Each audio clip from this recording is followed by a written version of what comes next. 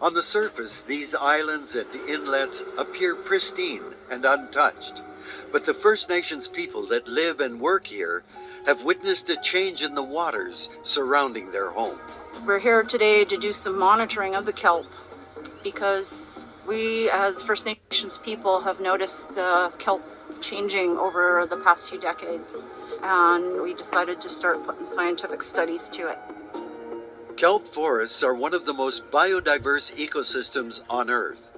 More than 350 different species can live on a single kelp plant. They're the ocean's protective breeding ground for thousands of species. It's like a nursery for most fish. It's got so many different levels and different animals and different characteristics. Kelp forests line a quarter of the world's coastline, 150,000 kilometers, stretching from Antarctica to Australia, from Mexico to Alaska. Kelp forests are a wondrous and amazing ecosystem and really give us a little window into how important every corner of the earth is. It's a resource that in many ways we take for granted. And it's disappearing. 1/3 of the ocean's kelp forests have declined in the past 50 years. It just might seem like a kelp or a plant, but it has a very, very special role. Gina Thomas is part of a network of First Nation guardians who monitor the health of their local territories. She has called in a skilled team of scientists to measure the scale of the crisis. Ondine Pontier is part of a dive team from the Hakai Institute. She's searching for a predator of kelp. The water's temperatures are getting warmer. We're starting to see more sea urchins overpopulating. They have 6 little teeth, and they can mow down a kelp bed in no time. And they leave what we call urchin barrens. There's nothing left, so it's like a clear cut. So these little critters can do a lot of damage really quickly. Sea urchins move in mass herds and can devour kelp forests at a rate of 9 meters every month. Hey David, look at this big guy. Oh, wow, you got a big red urchin. Wow, that's huge. It wasn't even the biggest one down there. Wow. Just covering like a carpet of urchins right beside the kelp, slowly encroaching. It weighs a lot too, and that beak, it looks like it's been eating a lot. It was eating while I was plucking it off the ground. Yeah, it's full. It's amazing something so sensitive can cause so much damage.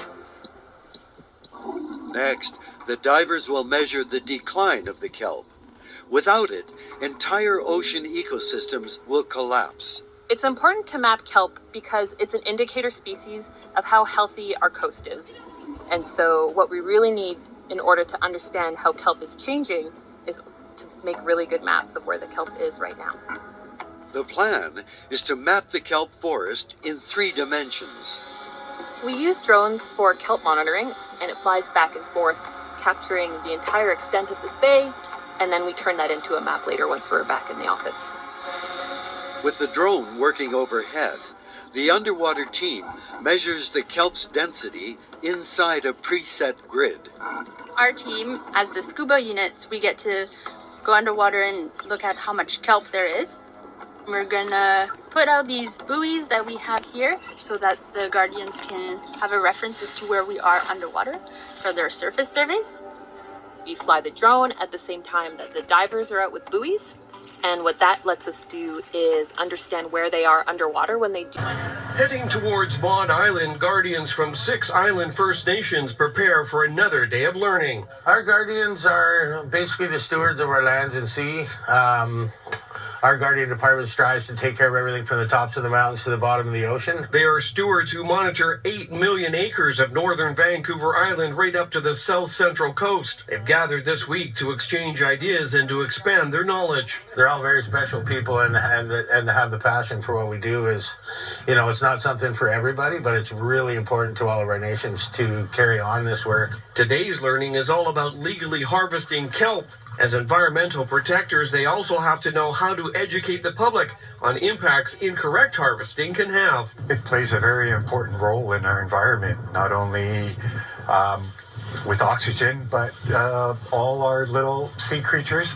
You know, it's like a forest, right? So they need that to begin that life cycle. Some of these guardians have been active for several years. Others, like Alex Thomas, are still new at their role. I think it's so integral that we kind of keep up that tradition of getting young people into places where their voices are heard, where they can actually make change themselves. Her mother is also a guardian, and the two share a special bond of protecting nature. It's definitely a family thing for me. I've always been there supporting the work from that home aspect and also working out there myself. This marks the first gathering of the Guardians after a 2-year hiatus due to COVID. We're educating and sharing and learning how to grow together by building partnerships all around in our traditional territories. And now, filled with fresh information, they'll be back out on the water and in the forest to be the eyes and ears protecting the environment. Gord Kerr. The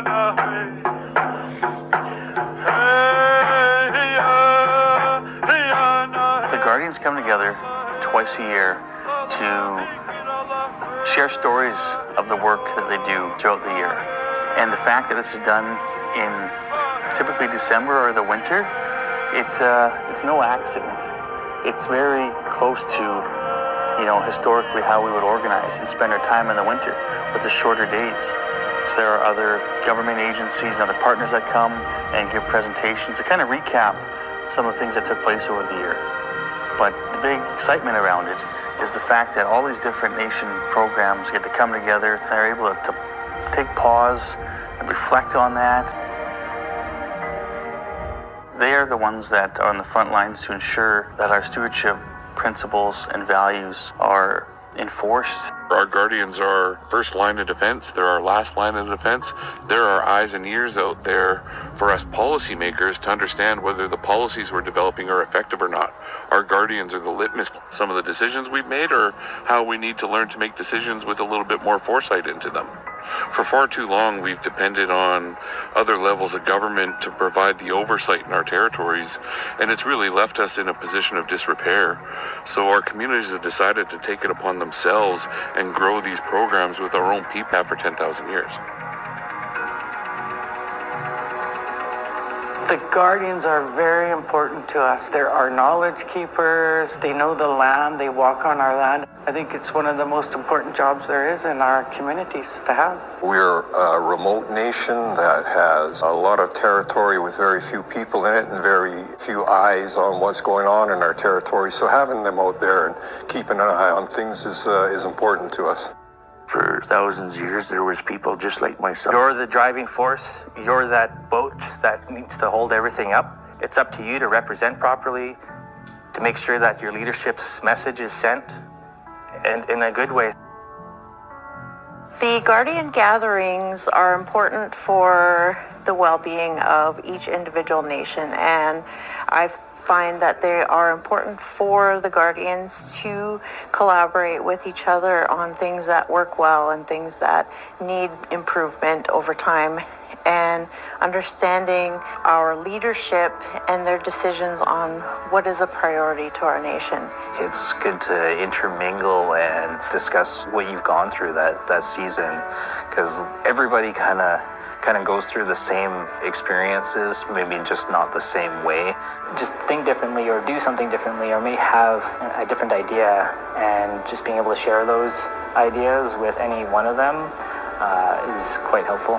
I think everyone learns a lot from presentations, specifically when we're doing presentations about new potential projects. It gets the Guardians excited and actually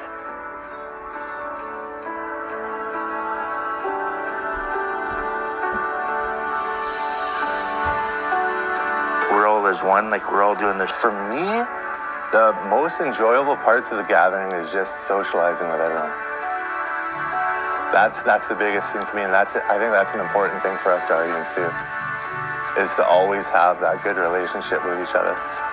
I think ultimately we get to just be ourselves and get together and just, break bread, enjoy the time with each other, because we are a family.